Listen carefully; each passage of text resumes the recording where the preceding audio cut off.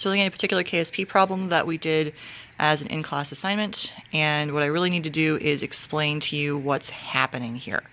So the first part is what precipitates and what precipitates first. So we need to keep in mind that what is happening is we have a beaker, which is going to have two different ions in it. Because these don't have the same charge, we cannot just look at their KSP values. It's really tempting to say with what precipitates first to just look at their KSP values, but because we're going to get a different number of ions, we can't do just that part. So we have two options. If this was the only question we really had to look at, if we're assuming that we're going to drip in silver until something precipitates, we could just look at molar solubility, because molar solubility would tell us which one is least soluble, and that would give us enough information to answer this question.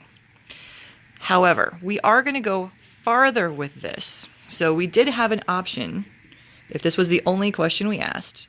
So option one is to compare molar solubilities. So that is a legitimate option.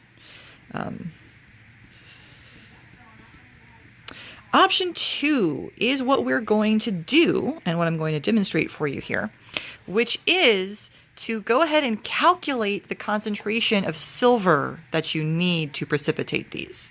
So we're going to go ahead and calculate the concentration of silver needed for each to precipitate. To do that, what I'm going to do is I'm going to have two separate QSP calculations. Because basically what I'm going to assume is I'm going to assume that this is going to precipitate when QSP is equal to KSP. We will have just started precipitating. Just barely started.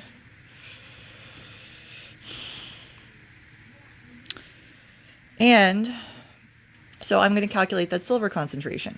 So I'm going to use my KSP of my silver chromate value, which is 1.1 times 10 to the negative 12. And looking at this, I'm going to have my silver concentration squared times my chromate concentration in this problem. From here, I'm solving for silver.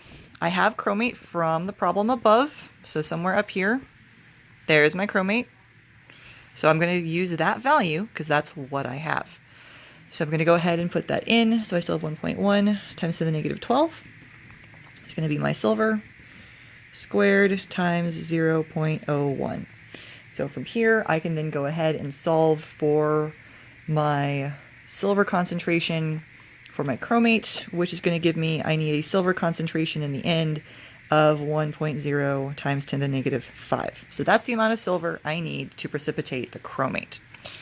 I also, for this, need the same idea, but I need it now for my silver bromide, the other thing we are precipitating. So I'm going to do the same math, 5.0. So I'm using my KSP from above. So the negative 13 is going to be my silver plus my bromide. Because again, this is a 1-to-1 ratio, so this is what we're looking at. We are again going to use the bromide from the problem, way up there, this 0.01. So then we're just going to plug that in. Times 10 to the negative 13th, my silver times my 0.01.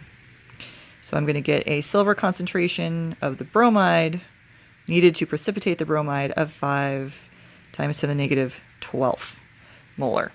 So when we look at these two things, then what you can see is that I need a lot less silver to precipitate the bromide than I need to precipitate the chromate.